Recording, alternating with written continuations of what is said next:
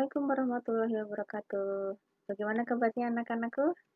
Oke, eh, sebelum kita mulai, sebelum saya absen, kita berdoa dulu sesuai dengan keyakinan masing-masing ya.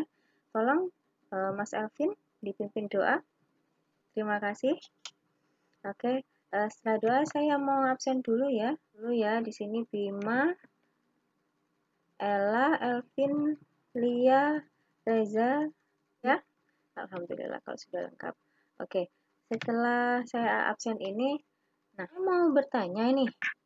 Kita hari ini kan melanjutkan materi yang sebelumnya. Ada yang masih ingat nggak? Apa sih itu program linear? Ada yang membantu? Oh, Mbak Ella. Oke, silakan Mbak Ella. Iya, benar sekali. Terima kasih. Dari program linear tadi yang sudah dijelaskan sama Mbak Ella, nah hari ini kita akan mempelajari pembahasan berikutnya mengenai program linear yang sebenarnya tadi sistem pertidaksamaan linear dua variabel, ya kan? Untuk selanjutnya kita akan membahas model matematika. Nah, untuk kompetensi dasar yang akan kalian pelajari setelah ini, yang pertama itu menjelaskan program linear dua variabel dan metode penyelesaian dengan menggunakan masalah kontekstual. Untuk poin yang 4.2, menyelesaikan masalah konstekstual yang berkaitan dengan program linear dua variabel. Indikatornya, menjelaskan pengertian program linear dua variabel, menjelaskan sistem pertidaksamaan linear dua variabel, memecahkan masalah yang berkaitan dengan program linear dua variabel, yang terakhir menyajikan penyelesaian masalah yang berkaitan dengan program linear dua variabel. Nah, dari kompetensi dan indikator ini, saya harap kalian semua untuk pertemuan kali ini bisa memenuhi setiap indikatornya. Jika nanti di akhir pelajaran ada yang kurang paham, silakan ditanyakan ya. Oke, selanjutnya materi utama kita kali ini setelah yang kemarin kita membahas sama linear dua variabel. Nah, ada yang masih ingat nggak sih bentuk umum dari sistem persamaan linear sebelum kita masuk ke pertidaksamaan? Kan sebelum pertidaksamaan ada persamaan. Nah, sebelum pertidaksamaan, bagaimana sih bentuk persamaan linear dua variabel? Ada yang bisa bantu? Oke, ada yang mau jawab? Oke, Mas Bima.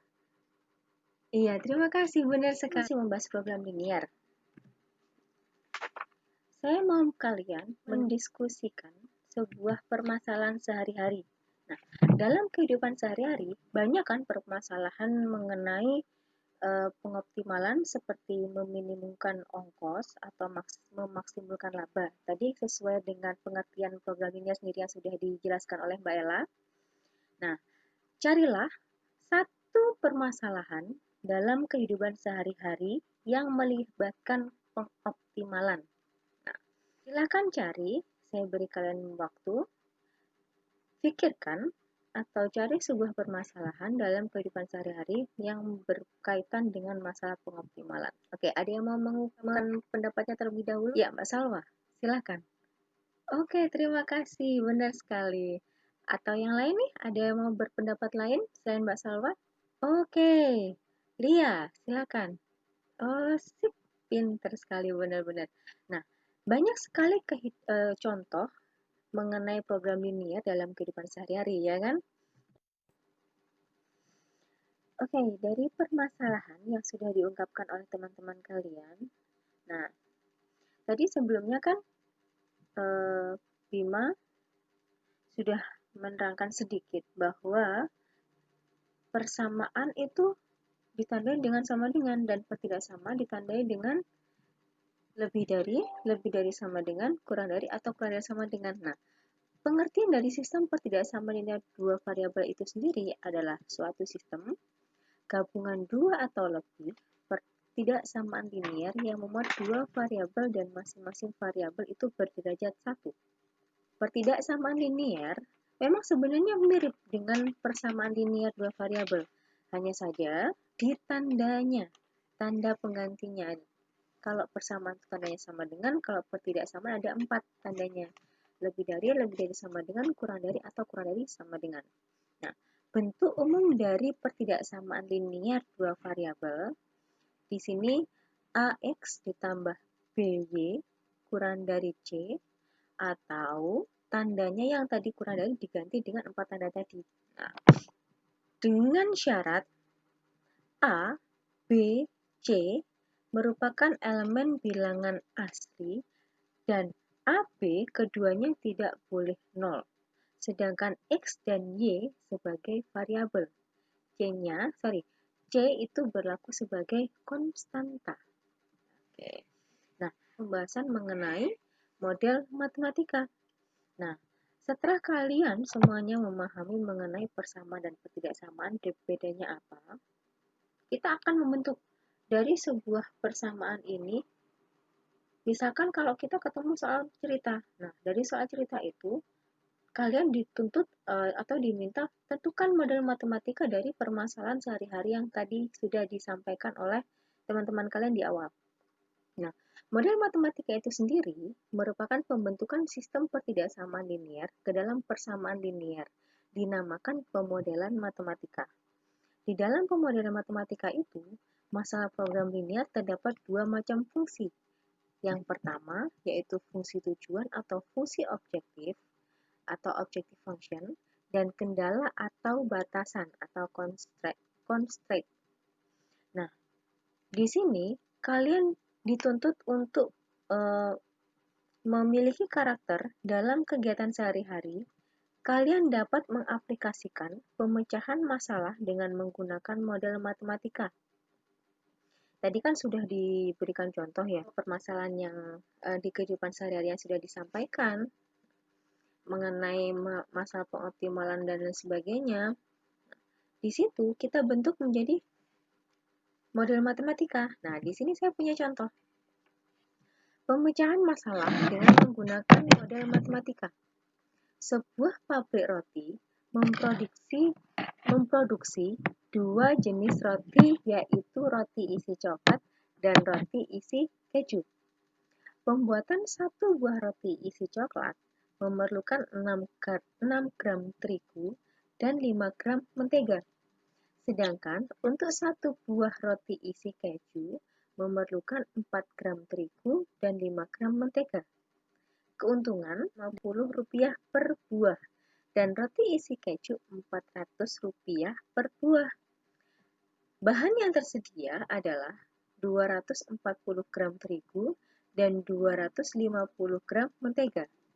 Buatlah model matematika untuk permasalahan tersebut. Apabila banyaknya roti isi coklat ini adalah disimbolkan dengan X buah, dan isi roti keju dimisalkan Y per buah. Nah, dari contoh soal ini, tentukan bagaimana bentuk permasalahannya. Bahasan contoh soal secara lengkap ada di modul ya. Nah, modulnya ini sudah saya bagikan di grup WA. Jadi silakan dipelajari. Apabila masih ada yang tidak paham atau ada yang tidak mengerti, silakan ditanya lewat chat grup WA. Oke? Mari kita diskusikan masalah panjang dan lebar persegi panjang ABCD, masing-masing 30 cm dan 20 cm. Bagian tepi-tepi persegi panjang itu dipotong selebar X cm, sehingga diperoleh persegi panjang PQRS yang bagian dalam. Nah, bagian dalam ini ya. Perhatikan gambar di bawah ini. Gambar persegi panjang. Keliling persegi panjang PQRS tidak lebih dari 52 cm. Tentukan batas-batas panjang pemotongan yang dilakukan. Diskusikan ini, hasilnya silahkan dikirim melalui WA group ya. Nah, nanti seandainya ada yang masih kurang paham, boleh ditanyakan melalui WA group. Jadi, biar teman-teman kalian semuanya itu paham, teman-teman kalian semua itu tahu apa yang tidak dimengerti, oke? Nah, dari tugas diskusi ini, nanti kalian juga punya tugas mandiri. Tugas mandiri ini, silakan kerjakan aktivitas mandiri 2, halaman 24, modul pengayaan matematika untuk kelas 11 wajib, kelas 11 SMA kelompok wajib.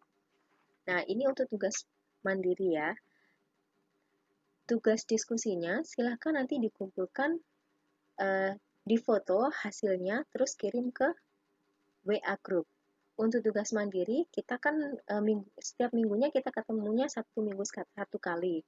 Jadi untuk tugas mandiri silakan kumpulkan di sekolah seperti biasanya sesuai jadwal yang sudah ditentukan. Oke, dari kesimpulan pembelajaran hari ini, kalau ada pertanyaan, ada yang masih belum paham, saya tunggu di WA Group ya. Kita diskusi di WA Group. Kita ketemu lagi di pertemuan selanjutnya. Sudah tidak ada pertanyaan di sini. Selesai ya? Oke, terima kasih atas partisipasinya kalian. Ya, pertemuan kita kali ini. Kita ketemu lagi di pertemuan selanjutnya. Assalamualaikum warahmatullahi wabarakatuh.